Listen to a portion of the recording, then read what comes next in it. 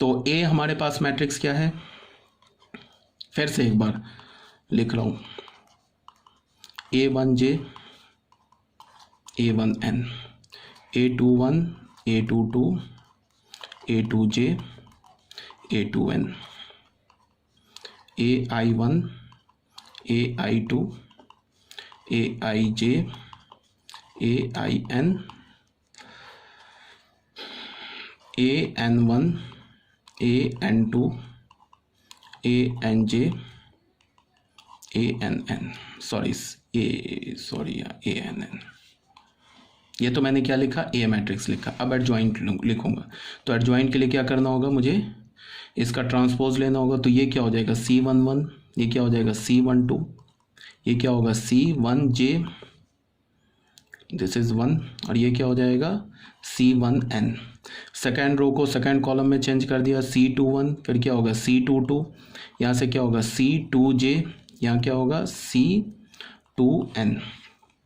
उसके बाद क्या होगा CI1 CI2 CIJ, फिर क्या हो जाएगा यहाँ पे CNJ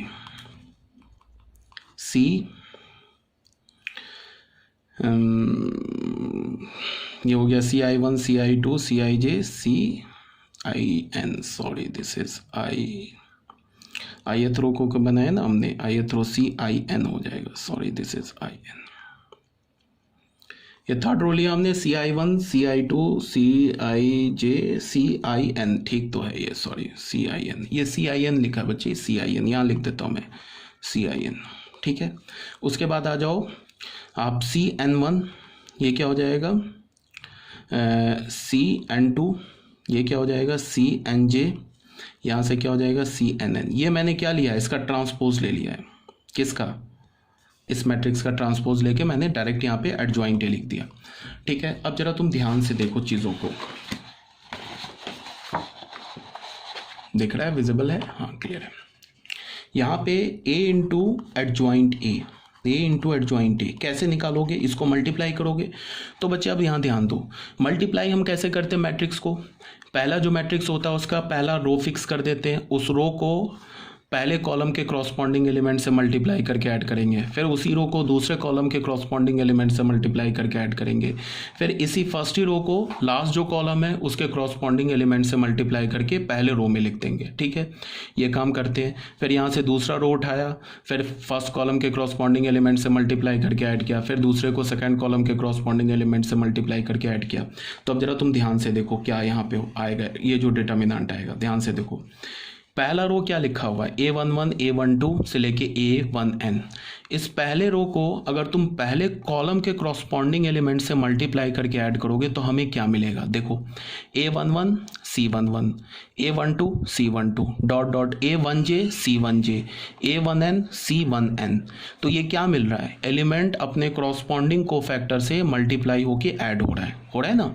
तो ये इसका वैल्यू क्या मिलेगा, डिटर्मिनेंट है। अभी मैंने प्रॉपर्टी में बताया था ना तुमको कि अगर तुम एलिमेंट को अपने क्रॉसपॉन्डिंग कोफैक्टर से मल्टीप्लाई करके ऐड कर दोगे तो डिटर्मिनेंट ए की वैल्यू मिलेगी।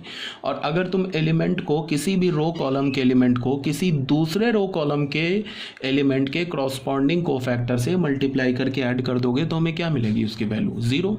तो यहाँ पे पहला एलिमेंट क्या आएगा, डिटर्मिनेंट है।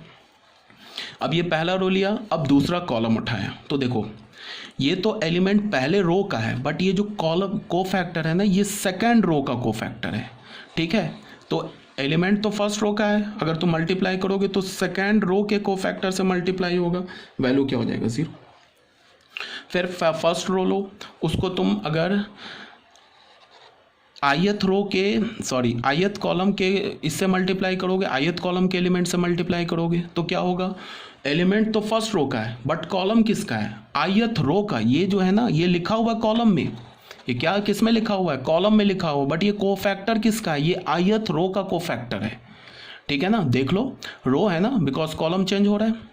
तो अगर तुमने फर्स्ट रो को ith रो के कोफैक्टर से मल्टीप्लाई करोगे, वैल्यू क्या मिल जाएगा 0।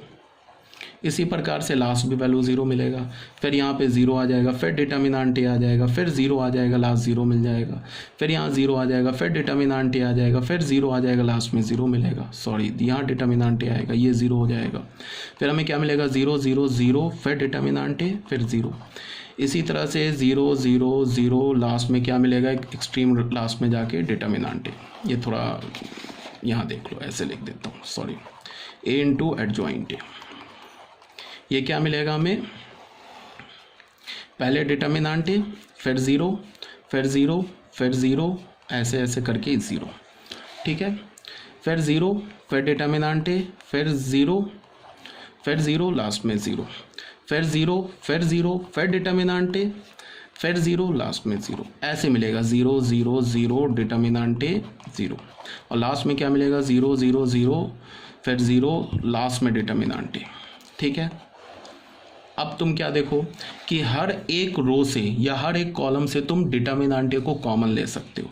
अगर तुमने डिटर्मिनेंट ए को कॉमन लिया तो ये क्या बन जाएगा 1 0 0 0 0 1 0 0 0 0 1 0 0 0 0 1 0 0 0 0 0, लास्ट में 1। तो ये क्या मिल गया, ये एक nth रो का, सॉरी nth ऑर्डर का आइडेंटिटी मैट्रिक्स मिल गया, ठीक है, विजिबल है ना।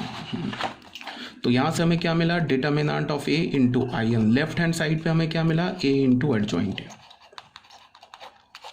सिमिलरली यहाँ पे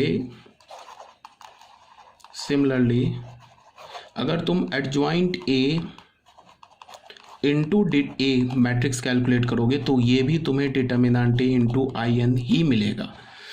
तो यहाँ से हमें क्या प्रॉपर्टी आ गया, इसको फर्स्ट इक्वेशन मान लिया, इसको सेकेंड इक्वेशन मान लिया, तो हमारे पास क्या हो गया, फ्रॉम 1 एंड 2 हमें क्या मिल गया, A into adjoint A is equal to determinant A to the power into I N is equal to adjoint A. I think ये आपको क्लियर होगा बच्चे, इसको रट्टा मार जाओ इस प्रॉपर्टी को। जितने भी बच्चे हैं ना जो लाइटली ले रहे हैं, जिनको लग रहा है कि भाई हमें जेईई मेंस तो नहीं करना है, बोर्ड ही करना है, तो भाई ये बोर्ड के लिए इम्पॉर्टेंट है, ठीक है ना। तो बोर्ड के लिए इम्पॉर्टेंट है, इसको रट्टा मार जाओ इस प्रॉपर्टी को।